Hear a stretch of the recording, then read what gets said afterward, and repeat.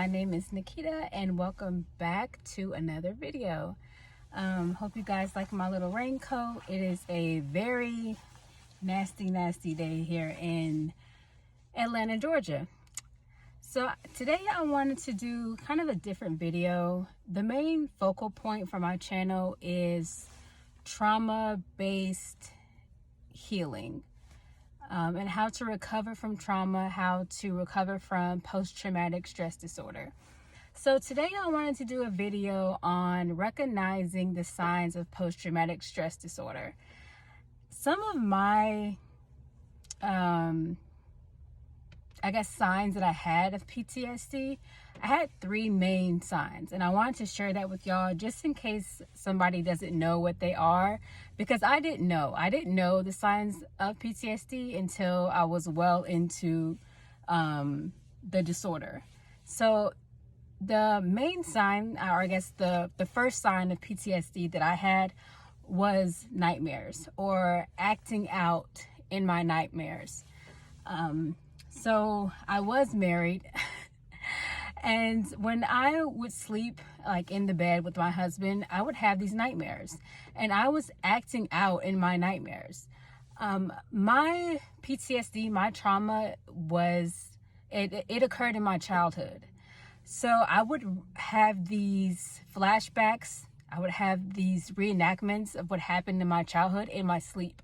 So I would be defending myself in my sleep, and I would end up like swinging, like trying to defend myself on my husband. Like I would end up like swinging like on him. And I didn't know, that was PTSD. I didn't know that's what was happening. So that was sign number one for me to get some help. I was like, hey, like this obviously is not normal. But when you're in these situations, like you don't really recognize like, hey, like I need some help. So that was the first sign that I had. The second sign that I had, and I have little notes, that's why I'm looking down. The second sign that I had was, and I just touched on this, was flashbacks. And I also say like zoning out.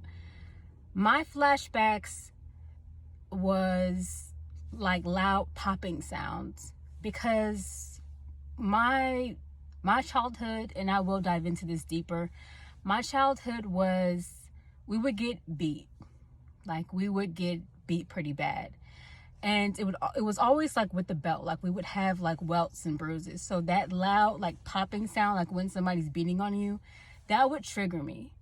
And we would always get, beat for like really like small things that just, that happen, when you're a kid. Like you just, like you spill something, or like you leave your shoes in the wrong spot.